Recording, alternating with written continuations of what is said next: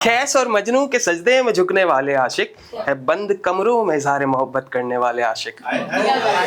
भर रही हो सस्किया मेरे हर शेर पर तुम, क्यों मर गए तुम पे मरने वाले आशिक। कितने रांझा रोमियो हो गए सरकारी अफसर, कितने रांझा रोमियो हो गए सरकारी अफसर, जो थे कभी किताबों में गुलाब रखने वाले आशिक। और जल गई थी उस जन्म में इश्क में चमड़ी हमारी, जल गई थी उस जन्म में इश्क में चमड़ी हमारी, तेरे रंग में अब भी रंगे हम सांवले वाले आशिक। तो नाम निमेश कुमार है, कलम का नाम एतजाज है। एतजाज के मायने होते हैं मिस्ट्री या राज। तो 4 लाइनें उसके लिए कि बहुत बचपने में लिखा हुआ सा ख्याल है, बड़ा बड़ा नाम लिखा हुआ है इसमें, अब लेने में शर्म आती है, बट बहुत सारे स्टैंड अप कॉमेडियंस आके गए। ठीक है, तो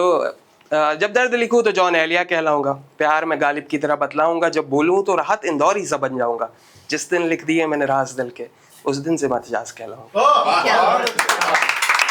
अब कुछ नया सा लिखा हुआ है तो वो सब सुना रहा हूँ कि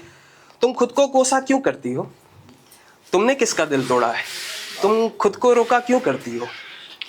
रात ढले तो सो जाओ ना, तुम रात से धोखा क्यों करती हो, तुम भी बेहद तन्हा हो क्या, तुम मुझसे बातें क्यों करती हो, क्या बात? तुम मुझसे बातें क्यों करती हो, दिल का मर्ज तुम्हें भी है क्या, तुम सबसे ज्यादा क्यों हंसती हो, दिल का मर्ज तुम्हें भी है क्या, तुम सबसे ज्यादा क्यों हंसती हो, खुद की बातें सुनती भी हो, खुद की बातें सुनती भी हो, फिर मुझको पागल क्यों कहती हो, दिल को तुमने मार दिया क्या, फिर जहन की इतनी क्यों सुनती हो, घर के शीशे तोड़ दिए क्या, फिर चांद को सुंदर क्यों कहती हो। अब कुछ नया सा छोटा सा है कि एक रोज जब फुर्सत में होंगे तो सहूलत का प्यार ढूंढेंगे, एक रोज जब फुर्सत में होंगे तो सहूलत का प्यार ढूंढेंगे, हर बार किसी अंतर से टूटा है ये रिश्ता, तो इस बार एक शहर, एक उम्र, एक मन का यार ढूंढेंगे, जहां आंखों और जुबान से कुछ ना हो बया, उंगलियों की उलझन में वो इजहार ढूंढेंगे, तुमसे मिलके बिछड़ने में न जाने क्या बदला, तुमसे मिलके बिछड़ने में न जाने क्या बदला, अब हर यार में तुम जैसा यार ढूंढेंगे। और है हमको अब भी याद तुम्हारे किताबों में वो सूखते गुलाब, मिल सके वही खुशबू जहां, हम वो फूलों का बाजार ढूंढेंगे। और ये आखिरी ख्याल है जिसको लिखने के लिए, जिसको बताने के लिए पूरा बकवास लिखा था कि हम वही फूलों का बाजार ढूंढेंगे, तेरे हाथों की मेहंदी, वो आंखों का काजल, वो कुर्ती तुम्हारी, वो कानों के झुमके, और इत्र के बोसों से इत्र के बोसों से मुस्कान तुम्हारी, हम अपनी बेटी के लिए भी यही सब श्रृंगार ढूंढेंगे।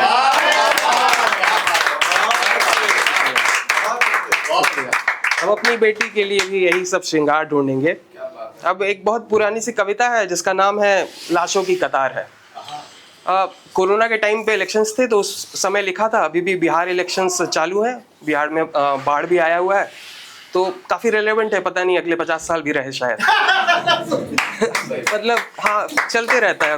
पापा के टाइम पे भी था, मेरे टाइम पे है, मेरे पोतों के टाइम पे भी रहेगा, तो ऐसा कुछ है, लाशों की कतार है दिख रहा धुआं धुआं, है सब तरफ फिराक ही, है आंसुओं का काफिला, है रूह सबकी कांपती, मर रहा इंसान है, लाशों की कतार है, पर है खुशी तो बस यही कि है नेताजी बाजार में कि है खुशी तो बस यही कि है नेताजी बाजार में, चिलचिलाती धूप में एसी वाली कार में, नेताजी है बिक रहे कौड़ियों के दाम में, नेताजी है बिक रहे कौड़ियों के दाम में, चुनाव का मौसम है ये बात बड़ी ही खास है, दाव पे लगी नेताजी की नाक है, जीते तो कुर्सी पे ये जम जाएंगे, हारे तो पार्टी बदल के आएंगे, हारे तो पार्टी बदल कर आएंगे, और खत्म होगा चुनाव तो नेताजी गुम कहीं हो जाएंगे, शान उनकी है अलग, हर गली में पूजे जाते हैं, फर्क पड़े ही उनको क्यों अगर लोग 2-4 मर जाते हैं, नेताजी के साथ में भीड़ जो है चल रही, ये अंधों का हुजूम है, ये लोग सारे खोखले कर रहे ये ढोंग है, हम है मर रहा समाज, ये मर रहा इंसान है, लाशों की कतार है, दिख रहा धुआं धुआं आंसुओं का काफिला।